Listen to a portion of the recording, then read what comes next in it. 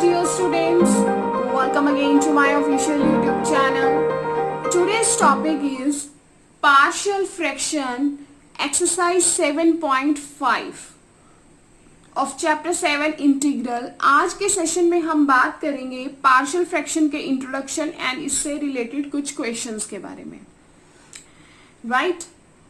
तो partial fraction, what do you mean by the partial fraction? Partial name से ही आपको clear हो रहा है कि उसको पार्ट्स में डिवाइड करना, यही मीनिंग होता है ना पार्शियल, उसको पार्ट्स में डिवाइड करना, उसी को हम बोलते हैं पार्शियल फ्रैक्शन। जो हमें p बाई क्यू की फॉर्म में दिया होगा, जो हमें फ्रैक्शन में दिया होगा, क्लियर? तो डेफिनेशन क्या है? Integrals of the type px divided by gx can be integrated by resolving the integrand into partial fraction. Means हमारे पास px एंड gx की फॉर्म में एक फंक्शन दिया हुआ है जिसको हम इंटीग्रेंट कब करेंगे? उसको पार्शली करके, उसको पार्ट्स में डिवाइड करके। क्लियर है? इसका मतलब है पार्शियल फ्रैक्शन। पार्शियल फ्रैक्शन हम अप्लाई कहाँ करते हैं?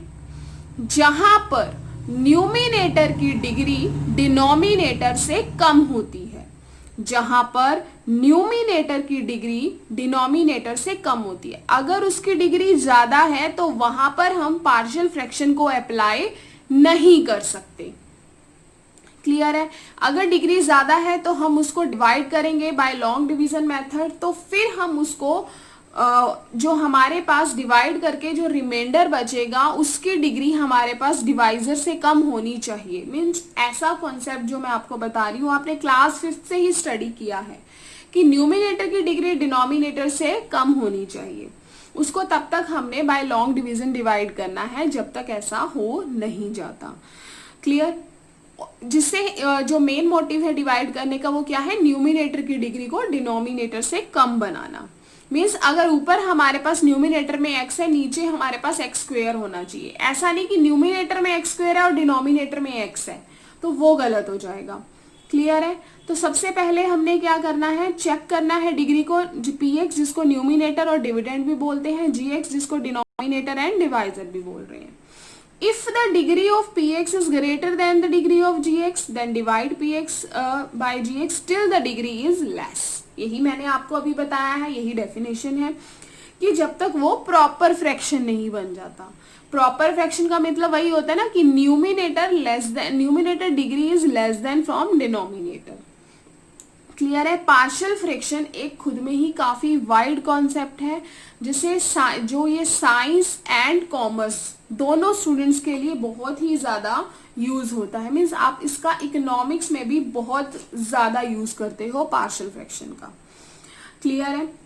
तो ये जो मैंने लिखा हुआ है px को जब मैं gx से डिवाइड करूंगी तो मेरे पास क्या आ जाएगा? यहाँ पर f ऑफ x क्वेश्चन होता है। आपको लिखना तो आता ही है कि हम उसको कैसे लिखते हैं जब हम डिवाइड करते हैं। जब हम किसी भी चीज को डिवाइड करेंगे तो हमारे पास क्या आता है? Quotient plus remainder divided by divisor.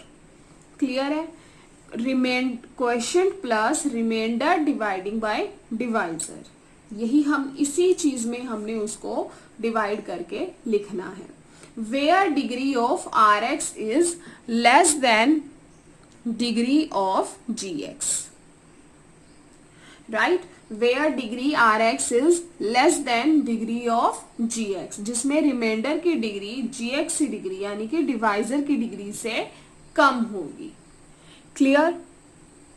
तो यहाँ पे देखो जो पार्शियल फ्रैक्शन है स्टूडेंट्स, कभी भी हमारे पास डिनोमिनेटर में अगर अंडर रूट है, अगर हमारे पास अंडर रूट है, अंडर रूट में अगर हमें कुछ भी दिया हुआ है तो हम उसको पार्शियली फ्रैक्शन इसमें अप्लाई नहीं कर सकते हैं।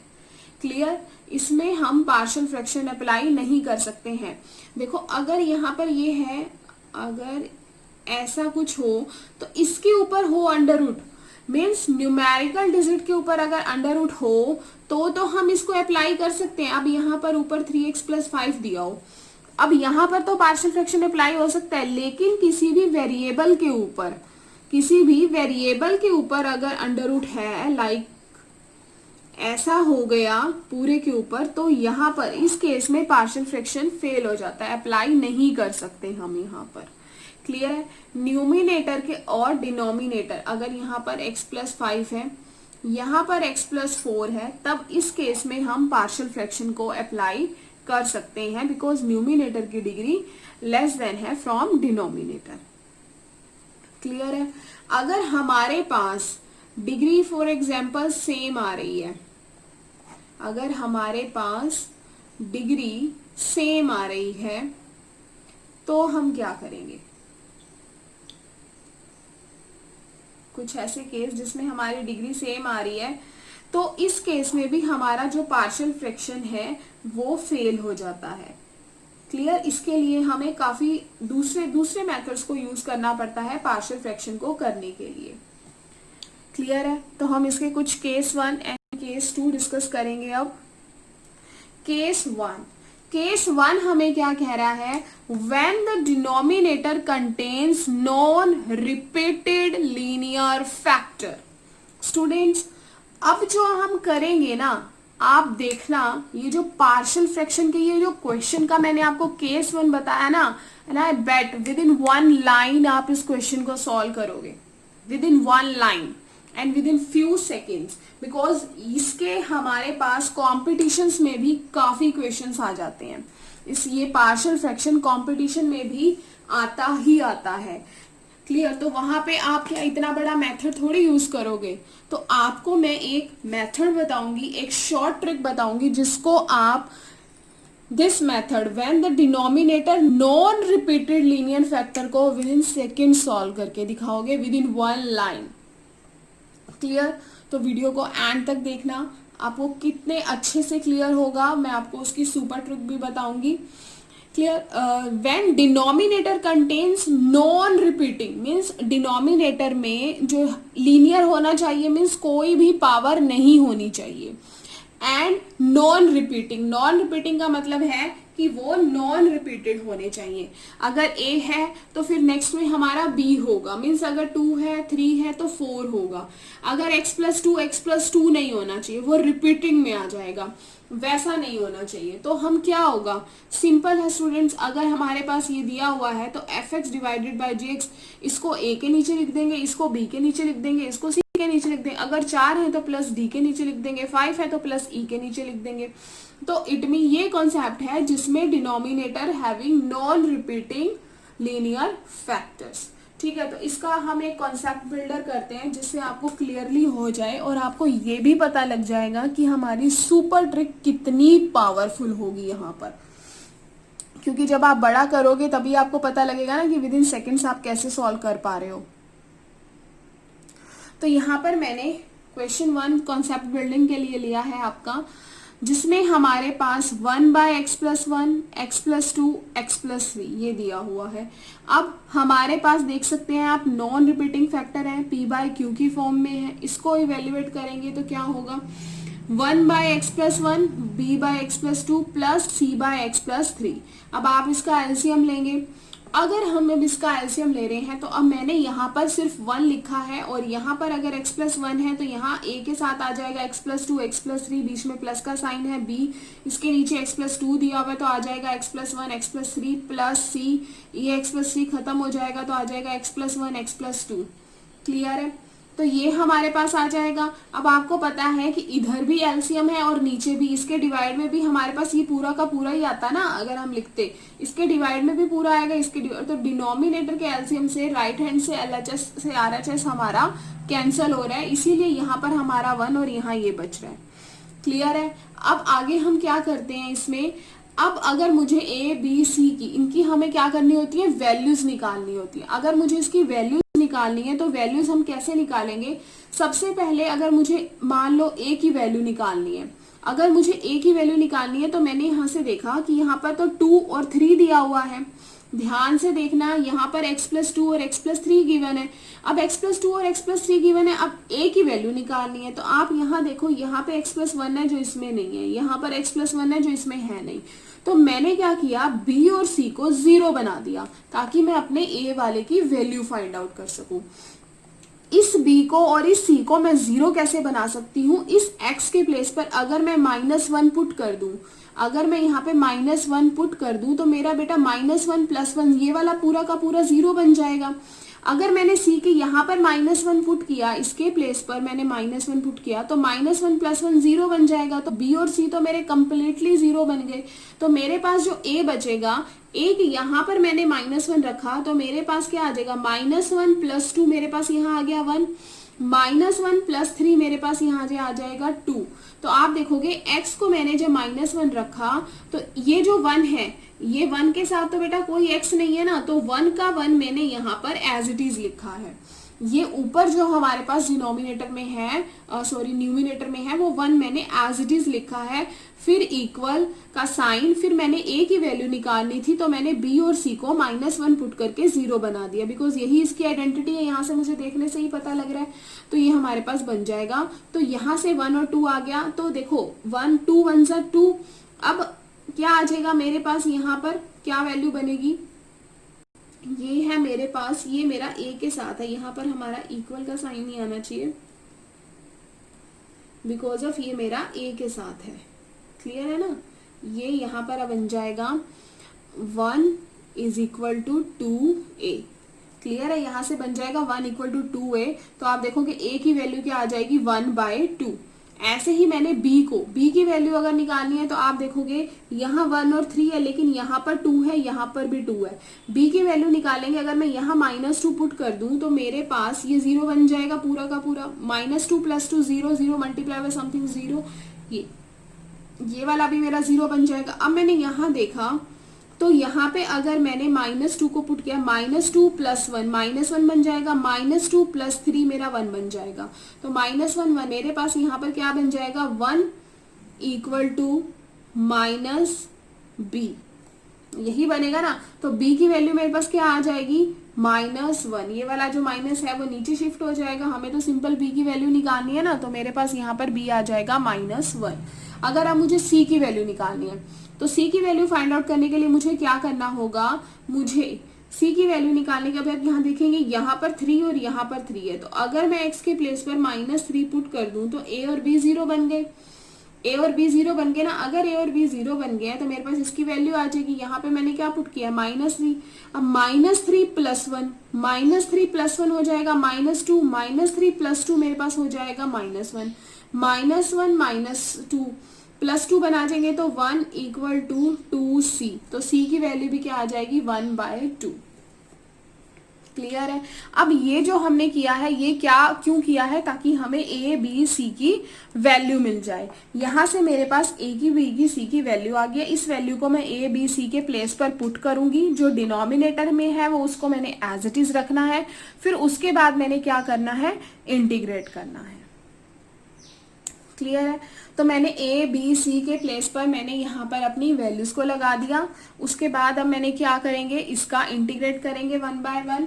आपको पता ही है 1 डिवाइड में x + 1 आ जाता है ln x + 1। लॉग को हम यहाँ पर क्या बोलते हैं, ln लिखते हैं ना, बेसिकली ln x + 1 इन मॉड। हाफ हमारा कांस्टेंट है वो बाहर आ गया, फिर minus ln x + 2 plus half बाहर आ जाएगा ln x + 3 इन मॉड प्लस c।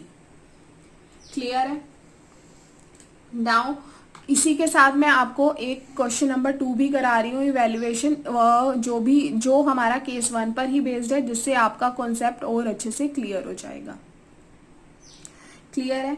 हमारे पास अब ये दिया हुआ है x² + 1 डिवाइड में x² - 1 ऑफ dx। अब अगर हमारे पास ये चीज दी हुई है, अगर अभी भी आप देखेंगे ना तो नॉन रिपीटिंग फैक्टर है, non repeating linear factor, because ये जो चीज है ये मेरा किस में रिजॉल्व हो रही है, ये मेरी आइडेंटिटी बन रही है a² एंड a² - b² की, जो मेरे पास आइडेंटिटी होती है a + b a - b। Clear. इसकी मेरे पास आइडेंटिटी होती है a + b a - b। तो x² + 1 डिवाइड में मेरे पास आ गया x - 1 x + 1। क्लियर है? इस चीज को मेरे को इंटीग्रेट करना है डिनोमिनेटर की, डिनोमिनेटर में है, आप देख सकते हो कि x की पावर 2 और x 3 बन रहा है ना, तो न्यूमिनेटर की डिग्री डिनोमिनेटर की डिग्री से कम है, तो इट मीन्स हम इसको पार्शियल फ्रैक्शन अप्लाई कर सकते हैं यहाँ पर। तो अब मैंने इसको पार्शियली करना है ना, तो पार्ट्स में डिवाइड किया, तो मैंने क्या आ जाएगा मेरे पास, a के नीचे x आ जाएगा, b के नीचे x -1 आ जाएगा, c के नीचे x +1 आ जाएगा। क्लियर है?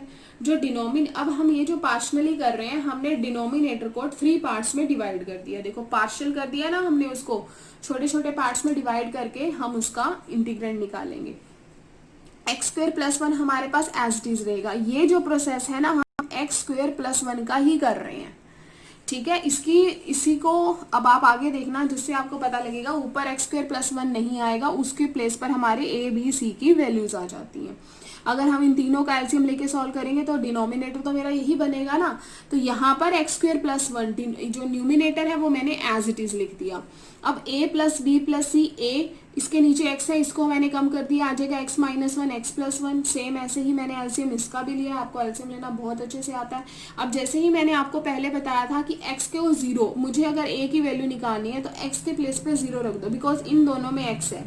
आप देख सकते हो कि यहाँ पर नॉर्मली x लिखा हुआ है, अगर मैं यहाँ x के प्लेस पे 0 कर देती हूँ तो ये पूरा 0, ये भी पूरा 0, पर ये 0 नहीं बनेगा, ये मेरे पास रखने पे बन जाएगा -1 1, x के प्लेस पे 0 रखने पर, और यहाँ x के प्लेस 0 रखने पर मेरे पास क्या बन जाएगा, यहाँ पर -1 1। तो अब आप देख सकते हैं कि यहाँ पर मेरी क्या वैल्यू बन जाएगी, ठीक है।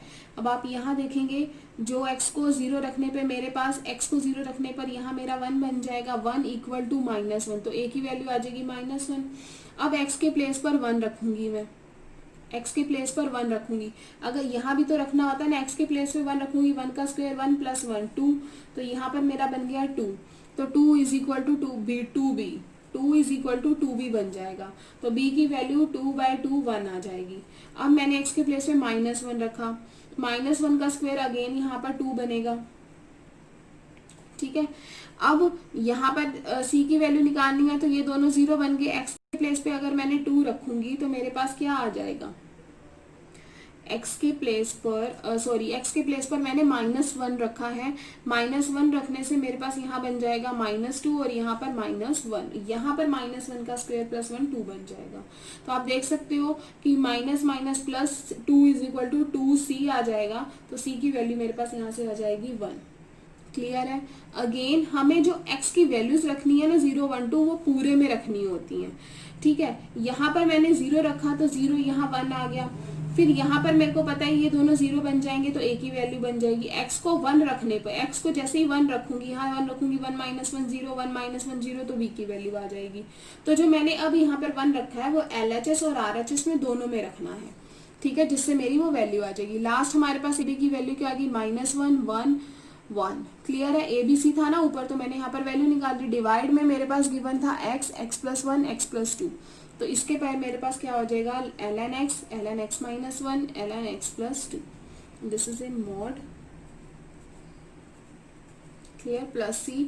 अब आप देख सकते हैं कि मैं इसको लिख सकती हूँ ना, इंटीग्रेंड, ये हमारे पास आइडेंटिटी बन रही है, इंटीग्रेंड करने के बाद ये x -1 x + 1, तो मेरे पास ये बन जाएगा x² -1, है ना, ये मेरे पास बन जाएगा x² -1, तो -ln + ln x² -1, तो मेरे पास क्या log की प्रॉपर्टी आ जाएगी, log m - log n, तो मेरे पास क्या हो जाता है, log m/n, तो log m/n।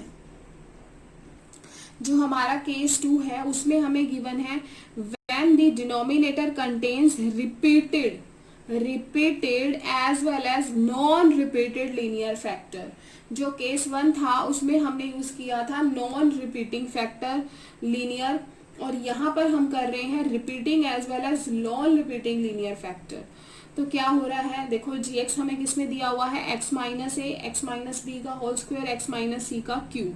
तो इस चीज को मैंने कैसे रिजॉल्व करेंगे, तो आप ध्यान से देखना, ये तो था मेरा x - 1, मैंने a के डिवाइड में लिख दिया x - 1, फिर ये है x - b का स्क्वायर। अगर ये यहाँ पे स्क्वायर है तो b के डिवाइड में मेरे पास आएगा पहले x - b, फिर उसके बाद c आएगा, फिर आएगा x - b का स्क्वायर। अगर यहाँ पर मेरा क्यूब होता ना तो फिर वो d आ जाता, ए के नीचे मैंने ये लिख दिया, बी के नीचे पहले मैंने इस पावर को रिमूव करके एक्स माइनस बी लिखा, फिर सी के नीचे पावर वाला लिख दिया। क्लियर है। अब आप डी देखेंगे, मैंने डी के नीचे लिखा है एक्स माइनस सी। देखो यहाँ पर मैंने पावर 1 लिखी है, फिर 2, फिर 3। अगर 4 होता तो फिर एक और आ जाता, जी आ जाता। क्लियर है। तो ये है हमारे पास, हमें इसको लिखने का वे ये है। यहाँ पर स्टूडेंट मैं केस 2 का एग्जाम्पल ले रही हूँ, जिसमें आपको पास गिवन है 3x + 1 डिवाइडेड बाय x - 2 का होल स्क्वायर x + 2 dx। तो आपको बताया ही है कि जब स्क्वायर होगा तो क्या होगा, एक बार पावर 1 आएगी और सेकंड टाइम पावर 2 में चला जाएगा। अगर 3 होती तो फिर थर्ड टाइम में चला जाता है। यहाँ तक 2 तक लिमिट है। प्लस सी डिवाइड में आ गया x + 2। तो न्यूमिनेटर के लिए हमने किया 3x + 1। यहाँ से हमने एलसीएम लिया, एलसीएम आपको लेना आता ही है। यहाँ पर x - 2 है, यहाँ 2 है, और यहाँ पावर 1 है, यहाँ 2 है, और यहाँ +2 है। तो ये बच जाएगा यहाँ पर। और जो डिनोमिनेटर में हमारा एलसीएम आएगा, उस एलसीएम से और ये वाला एलसीएम कैंसिल हो जाने के बाद मेरे पास ये बचा है 3x + 1। क्लियर है।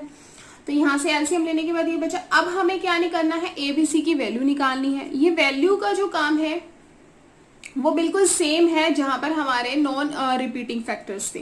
क्लियर। अब आप देखेंगे कि अगर मुझे बी की वैल्यू निकालनी है, थोड़ा सा यहाँ पर आपको ध्यान देना है कि अगर मुझे यहाँ पर x के प्लेस पर मैं 2 पुट कर दूं तो ये मेरा 0 बन जाएगा, ये भी 0 बन जाएगा, ये भी 0 बन जाएगा। तो मेरे पास किसकी वैल्यू आ जाएगी, b की वैल्यू आ जाएगी। तो मैंने x के प्लेस पर 2 पुट किया, a पार्ट मेरा 0 बन गया। अब x के प्लेस पे मैंने यहाँ 2 पुट किया तो 3 2 6 + 1 7 आ गया LHS में इक्वल। यहाँ पे मैंने x के प्लेस पर 2 पुट किया तो b 4 आ गया। ये part a and c part हमारा 0 बन गया। तो यहाँ से मेरे पास b की वैल्यू आती है 7/4। नाउ अब अगर मैं x के प्लेस पे -2 पुट कर दूं, x के प्लेस में -2 पुट कर दूंगी, -2 पुट करने से मेरा ये वाला पार्ट 0 बन जाएगा, -2 पुट करने से मेरा ये वाला पार्ट 0 बन जाएगा। तो मेरे पास कौन से वाला पार्ट 0 बन गया, a एंड b पार्ट 0 बन गया। अब -2 पुट किया, देन 3 - 2 मल्टीप्लाई में -6 + 1 we will get -5 is equal. यहाँ पे हमने पुट किया -2 -4 ऑफ होल स्क्वायर 16 पॉजिटिव। तो यहाँ से c की वैल्यू आ जाती है -5/16। क्लियर है। अब मुझे यहाँ पर a की वैल्यू निकालनी है। अब मैं a की वैल्यू कैसे निकालूं, 2 पुट किया और -2 पुट किया, ये तो हम ऑलरेडी पुट कर चुके हैं और यही हम देख रहे हैं कि हमने पहले क्वेश्चंस में यही किया वैल्यू निकालने के लिए। तो मैंने यहाँ से देखा कि 2 और -2 के बिसाइड्स और कौन सी वैल्यू है जिसे मैं पुट करके अपनी a की वैल्यू गेट कर सकती हूँ। तो मैंने देखा कि अगर मैं 0 पुट कर दूं, x के प्लेस पर 0 पुट कर दूं, तो अगर मेरी इसकी वैल्यू निकल आए। तो वही चीज मैंने यहाँ की, मैंने x के प्लेस पर यहाँ पर 0 पुट किया। अगर मैंने यहाँ 0 पुट किया, आई will gate 1 here in LHS side is equal का साइन। मैंने यहाँ 0 पुट किया, देन -2 एंड +2 -4, a -4 बीच में है हमारे पास प्लस का साइन। b यहाँ पे मैंने क्या पुट किया है, 0 पुट किया, 0 + 2 2, b2 आ जाएगा, प्लस c हमने यहाँ पर क्या पुट किया, 0 पुट किया, -2 का स्क्वायर +4 आ जाएगा। क्लियर है। तो यहाँ पर मैंने 1 = a -4, b की value I am already gated, this is the value of b and this is the value of c। b value is 7/4 of t -5/4 4। तो यहाँ से मैंने कैंसिल किया, 4 1 = 4, 4 4 = 16, -4 of a, 7 2 = 14/4 -5/4 and denominator same है तो हम directly इसको माइनस कर सकते हैं। क्लियर। तो यहाँ से इसको हमारे पास -4 है, उधर चला जाएगा। यहाँ से मैंने इसको माइनस किया, 9/4 आ गया, 1 को मैं इधर ले आई तो मेरे पास आ गया 5/4।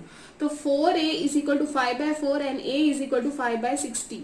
तो मेरे पास यहाँ पर a b c की वैल्यूज आ गई हैं। तो अगर अब मेरे पास a b c की वैल्यूज आ गई हैं तो अब का जो काम है वो तो बिल्कुल सेम ही है ना। मेन था यहाँ पर कि रिपीटिंग लीनियर फैक्टर में, तो आप देख सकते हो repeating linear factor non repeating linear factor के सेम ही है, बस इसमें हमने क्या किया, 0 पुट करके बाकी a की वैल्यू निकाल दी। क्लियर है। तो जो आगे का काम है वो तो बिल्कुल सेम ही है। आपने क्या करना है, a b c के प्लेस पर इसकी वैल्यूज रखनी है और आंसर निकालना है, यही करना है ना आपने। a की वैल्यू है हमारे पास 5/16, तो यहाँ पर आप नॉर्मल वैल्यूज रख के इसका आंसर फाइंड आउट कर सकते हैं। तो अब हम बात करेंगे जो हमारे पास एनसीईआरटी में 5 फॉर्म्स दी हुई हैं रैशनल फंक्शन की। क्लियर है कि जिसमें हम अपने पार्शियल फ्रैक्शन को अप्लाई कर सकते हैं। तो आज के सेशन में हम फॉर्म 1 के बारे में बात करेंगे, जो है हमारे पास P X plus Q divide में x minus one X minus B. इस फॉर्म के बारे में आज हम बात करेंगे। तो इस फॉर्म में अगर मेरे पास दिया हो तो हम इसको कैसे लिखते हैं, हम इसे रिड्यूस कर देते हैं a के डिवाइड में x minus of A plus b के डिवाइड में x minus of b। Clear है? हम इसको इसमें डिवाइड करते हैं, a और b हमारे कैपिटल होते हैं ऑलवेज। क्लियर? तो वन बाय वन हम बात करेंगे तो मैं आपको इसकी पूरी 5 के बारे में बताऊंगी, फॉर्म्स के बारे में। लेकिन आज हम जो बात करने वाले हैं वो फर्स्ट टाइप के बारे में बात करने वाले हैं एंड इसकी सुपर ट्रिक के बारे में बात करने वाले हैं। सुपर ट्रिक का मतलब है कि आप विद इन वन लाइन आप नॉन रिपीटिंग लीनियर फैक्टर को कैसे सॉल्व करोगे। जो टाइप 1 है उसके ऊपर हमारे पास एक्सरसाइज के फर्स्ट 6 क्वेश्चन बेस्ड हैं। तो क्लियर, आज हम बात करेंगे अपने फर्स्ट 6 क्वेश्चंस के बारे में, जिसमें मैंने आपको कॉन्सेप्ट बिल्डिंग में ही अच्छे से क्लियर कर दिया है कि हम कैसे सॉल्व करते हैं। तो सिंपल स्टूडेंट्स, यहाँ पर मुझे दिया हुआ है x डिवाइड में x plus one x plus two, जिसको मैं इस फॉर्म में लिख सकती हूँ। एलसीएम लेने के बाद मेरे पास यहाँ ऐसे आ जाएगा। मैंने आपको वहाँ बताया ही है बहुत अच्छे से कि x को 1 पुट करने पे मेरे पास ये 0 बन जाएगा, जिससे मेरे पास a की वैल्यू आ जाएगी। बिकॉज अगर मैं x के प्लेस पर -1 पुट किया प्लस 2, x के प्लेस पे -1, तो 2 माइनस 1 मेरे पास बन जाएगा 1 एंड यहाँ से मेरे पास बन जाएगा -1 is equal to -a। Clear है? सॉरी, प्लस से, क्योंकि 2 और 1 हमारे पास जो बिग साइन है वो 2 का है, तो 1a इज इक्वल टू -1। तो a की वैल्यू मेरे पास यहाँ से आ जाएगी -1। ऐसे ही मैंने x की वैल्यू 2 पुट करके मेरे पास b की वैल्यू आ जाएगी। वैल्यूज को पुट करने के बाद मैंने क्या करना होता है, मैंने उसको a बाई b की फॉर्म में लगाना होता है, जिससे मेरा ये इंटीग्रेट करने के बाद आ जाता है। क्लियर है? ये चीज़ आई थिंक ये क्वेश्चन मैंने पहले भी एक्सरसाइज का वहाँ पे कॉन्सेप्ट बिल्डिंग में लिया है इससे रिलेटेड। तो बहुत ही आसान क्वेश्चन है ये, आपको क्लियरली समझ में आ रहा होगा। ए और बी की वैल्यू निकाली है हमने यहाँ पर। सिंपल, हमने ए की वैल्यू निकालने के लिए इसको 0 किया, बी की वैल्यू निकालने के लिए इसको 0 किया। ए और बी के प्लेस पर मैंने वैल्यू पुट कर दी, डिवाइड में दिया हुआ है। अब मैंने यहाँ से इंटीग्रेट किया है बोथ साइड्स, तो यहाँ पे 1 बाय में 10 आ जाएगा। क्लियर? अब इसी क्वेश्चन को मैं विद इन 1 लाइन आपको सॉल्व करके दिखाने वाली हूँ जल्दी ही। नाउ क्वेश्चन नंबर 2 भी देखो सेम है। 1 डिवाइड में x स्क्वायर माइनस 9 दिया हुआ है, जिसको हम आइडेंटिटी ओपन कर सकते हैं x minus 3 x plus 3। a के डिवाइड में x माइनस 1, b के डिवाइड में।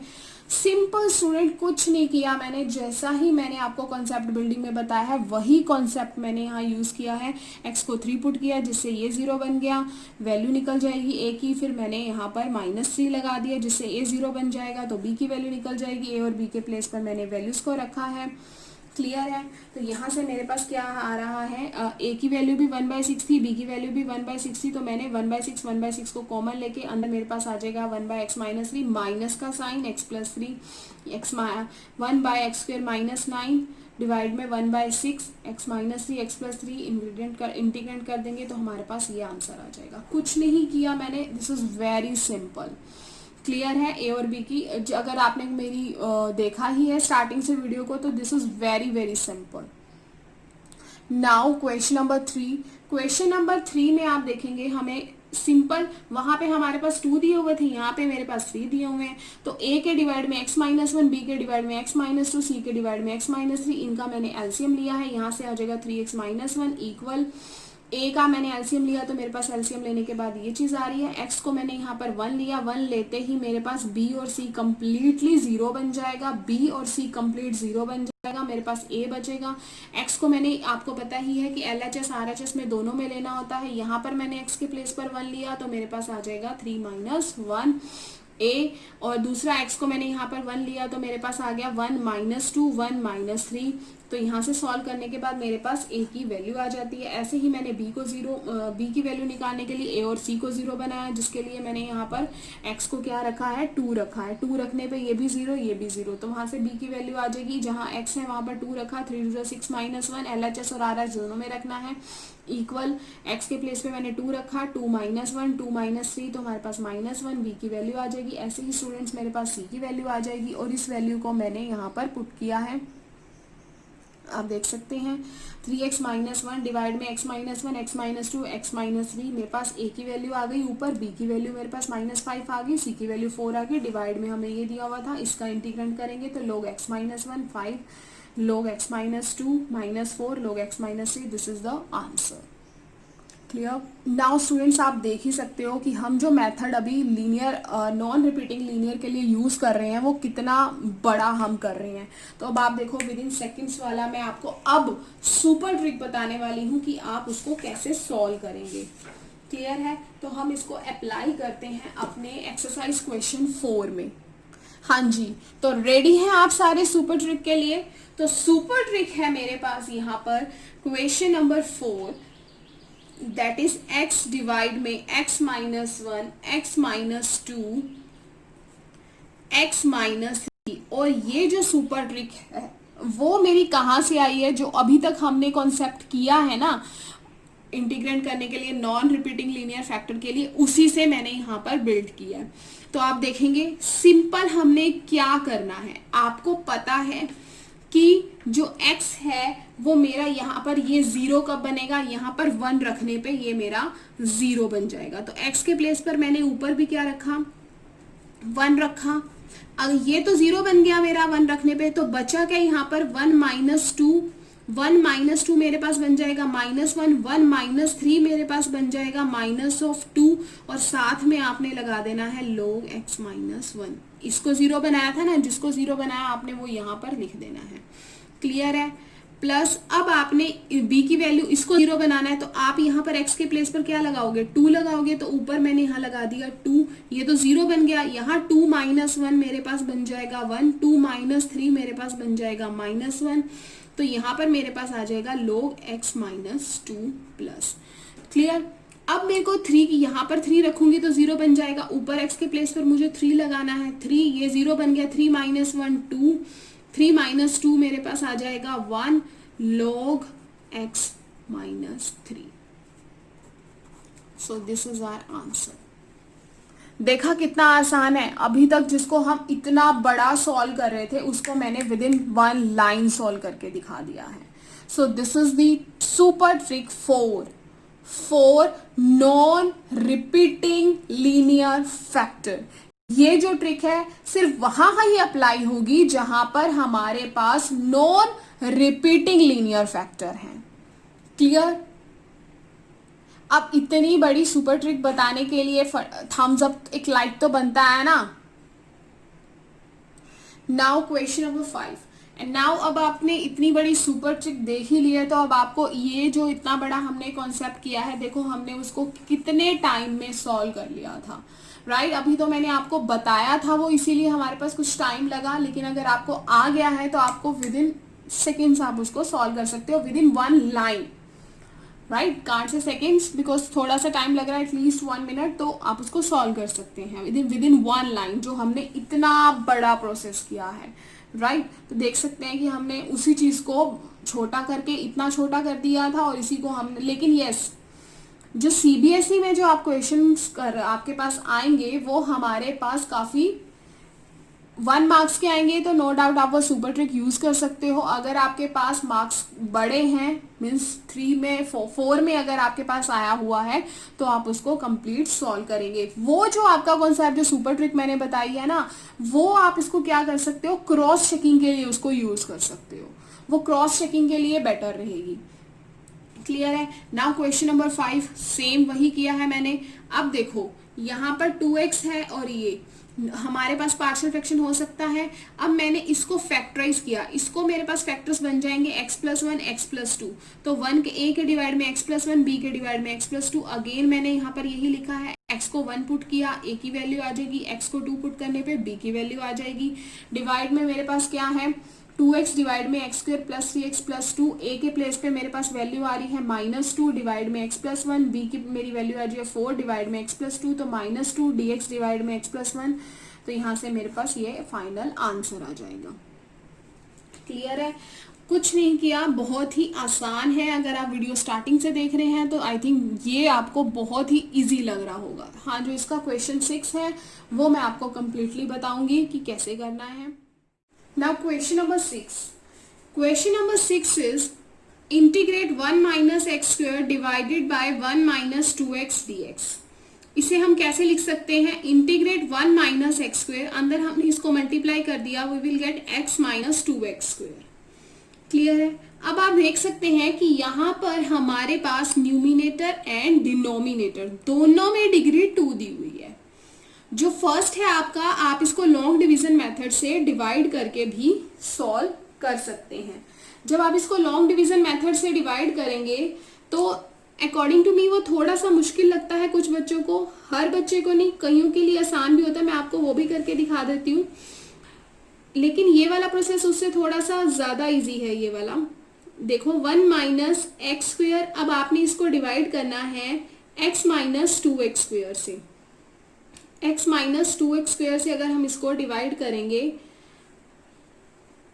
तो आपको पता है कि यहाँ पे हमारे पास x स्क्वायर, इसको सीधा लिख लेंगे जिससे हमारा ये इजी बन जाएगा। इसको हम लिख देते हैं माइनस एक्स स्क्वायर प्लस 1, और यहाँ पर भी इसको रिवर्स कर देते हैं minus 2x square plus x.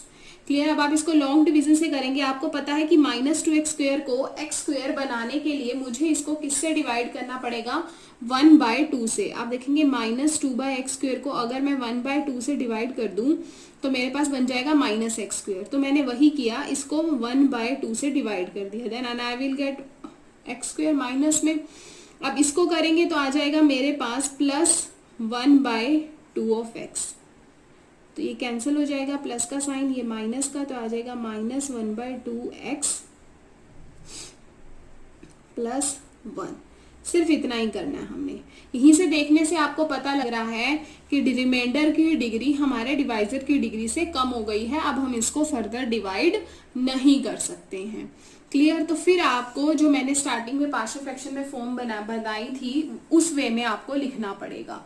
उस वे में अगर आप लिखोगे तो क्या होता है हमारे पास, देखो अगर आप उस वे में भी लिखते हो डिवाइड करने के बाद तो आपका ये 1/2 एक्स इधर आ जाएगा प्लस, अब यहाँ पर हमें क्या दिया है 1/2 एक्स प्लस 1, तो ये 1/2 मैंने यहाँ लिख लिया, यहाँ पर आना चाहिए माइनस एक्स प्लस 1, तो आप यहाँ पर 1/2 एक्स प्लस 1 लिखेंगे और डिवाइड में हमारे पास जो है वो आ जाएगा। मैंने क्या किया, ये जो 1/2 है फिर हम बाहर ले लेंगे, फिर माइनस एक्स प्लस यहाँ पर 2 लिख लेंगे ताकि इससे 2 डिवाइड होकर 1 बन जाए, कुछ ऐसे। क्लियर है? तो दोनों ही आपको उसमें ये वाला चीज तो आएगी ही आएगी। तो यहाँ पर आपको थोड़ा सा टाइम लग रहा है कि 1/2 से करेंगे, मिस्टेक होने के चांसेस हैं। आपको ये इजी लगता है आप ऐसे कर देंगे तब भी आंसर हमारा सेम आएगा। तो जो मैंने मेथड यूज किया है वो किया है 1 minus x square, x minus 2x square मेरे पास था, तो मैंने यहाँ से देखा अगर मैं इस एक्स स्क्वायर और यहाँ भी एक्स स्क्वायर दोनों है ना, तो मैं क्या करूँ, इसके साथ 2 मल्टीप्लाई कर देती हूँ, है ना, 2 मल्टीप्लाई कर देते हैं। तो जिसके लिए मैंने इस पूरे को 2 से मल्टीप्लाई किया और 2 से डिवाइड कर दिया, तो मेरा यहाँ पर बन गया 2 माइनस 2x स्क्वायर, और डिवाइड में मेरे पास आ गया x minus 2x square dx। Clear है? तो अब मैंने देखा कि अगर मैं 2x स्क्वायर के साथ मेरा क्या है x है, तो मैंने 2 माइनस 2x स्क्वायर के साथ x मैंने इसके साथ प्लस में ले लिया और x मैंने माइनस में ले लिया। क्लियर है? अगर मैंने x इसमें प्लस में लिया तो मैंने यहाँ से x माइनस 2x स्क्वायर को कंबाइन कर दिया, 2 माइनस एक्स को मैंने एक साथ लिख दिया। डिवाइड में मेरे पास ये गिवन है, अब बीच में प्लस का साइन है, इसको मैं अलग अलग कर सकती हूँ। क्लियर है? ध्यान से देखेंगे, बहुत ही आसान है। अगर मैंने अपने माइंड से लॉजिकली देखा कि अगर मैं इसको 2 से मल्टीप्लाई कर दूं और x ले आऊंगी तो मेरे पास एक डिनोमिनेटर कैंसिल हो जाएगा जो मेरे लिए इजी बन जाएगा, तो मैंने ऐसे कर दिया, इसको 2 से मल्टीप्लाई 2 से डिवाइड किया, then I will get 2 minus 2x square divide by x minus 2x square. तो x प्लस किया, x माइनस किया, इन दोनों को कंबाइन, अब बीच में प्लस का साइन है, इसके नीचे ये लिख दिया, फिर प्लस का साइन इसके नीचे ये लिख दिया मैंने यहाँ पर। बाहर हाफ दिया हुआ था, देखो इसके नीचे मैंने ये प्लस का साइन, इसके नीचे ये लिख दिया। उसके बाद जब मैंने लिखा, इससे ये कैंसिल हो रहा है मेरे पास, तो मेरे पास बन जाएगा हाफ, इंटीग्रेट करूंगी 1 का तो x आ जाएगा, बीच में प्लस का sign 1/2 minus x plus 2 divide में मेरे पास ये आ जाएगा। अब आप देखेंगे ये मेरे पास क्या है, अब इसको मैं फर्दर पार्शियल फ्रैक्शन में रिड्यूस करूंगी, है ना। क्लियर है? अगर आपने यहाँ से नहीं देखा तो आप देख लें कि मैंने इसको ऐसे डिवाइड किया था, नहीं दिखा होगा अगर आपको तो यहाँ से मैंने इसको फर्दर पार्शियल फ्रैक्शन में रिड्यूस किया, माइनस एक्स प्लस 2 डिवाइड में x 1 माइनस 2x। तो अब मैंने इसको किया, a के नीचे x आ जाएगा, b के नीचे 1 माइनस 2x आ गया। क्लियर है? अगेन मैंने एलसीएम लिया, minus x plus 2 is equal में a 1 माइनस 2x bx आ जाएगा। अब मैंने यहाँ से इसकी वैल्यू निकालने के लिए क्या किया है, फर्स्ट मैंने x को 0 ले लिया। अगर मैं यहाँ पर x को 0 ले लेती हूँ तो b मेरा 0 बन जाएगा और मेरे पास यहाँ पर a की वैल्यू आ जाएगी। और अगर मेरे को a की वैल्यू निकालनी है तो अगर मैं x के प्लेस पर 1/2 ले लूँ, देखो 1 माइनस 2 1/2, 2 से 2 कैंसिल, 1 माइनस 1 0 बन गया, ठीक है ना, 0 बन जाएगा हमारा यहाँ से। इट मीन्स अगर मुझे b की वैल्यू निकालनी है तो x को 1/2 लेना पड़ेगा, अगर a की वैल्यू निकालनी है तो मुझे x के प्लेस पर 0 लेना पड़ेगा। क्लियर है? तो आप देख सकते हैं जब मैंने x को 0 लिया, तो मेरे पास क्या बन गया, a की वैल्यू निकालने के लिए मैंने x को 0 ले लिया। x को 0 लेते ही मेरे पास यहाँ से बन जाता है, साइड में हमें यहाँ पर दिया हुआ था minus x plus 2 equal to में a 1 माइनस 2x। x को मैंने 0 लिया बिकॉज b प्लस bx था, ये तो मेरा 0 बन गया। यहाँ पर मैंने 0 लिया तो यहाँ पर मेरे पास आ गया 1, इसको 0 लिया तो मेरे पास यहाँ पर क्या आ जाता है 2, तो 2 इज इक्वल टू a। ठीक है, तो a की वैल्यू मेरे पास आ जाएगी 2। और अगर मैंने b की वैल्यू निकालनी है तो मैंने क्या किया, x के प्लेस पे 1/2 जैसे मैंने आपको करके दिखाया था अभी, ये मेरा a 0 बन जाएगा। यहाँ पर मेरे पास क्या आ जाएगा, 1/2 आ जाएगा। यहाँ मेरे पास क्या आ जाएगा, 1/2 आ जाएगा और यहाँ भी क्या आ जाएगा 1/2। अब माइनस 1/2 में प्लस 2 करोगे और यहाँ पर हाफ ऑफ b है, इसको जब आप सॉल्व करोगे तो you will get 3/2 and here we will get 1/2 of b। यहाँ तो ऑलरेडी ये 2 से 2 कैंसिल होके b की वैल्यू मेरे पास यहाँ पर 3 आ जाती है। क्लियर है? -2 + 2 को आप एलसीएम लेके सॉल्व करोगे ना, तो 2 - 1 + 4 यहाँ से आपका 3/2 आ जाएगा।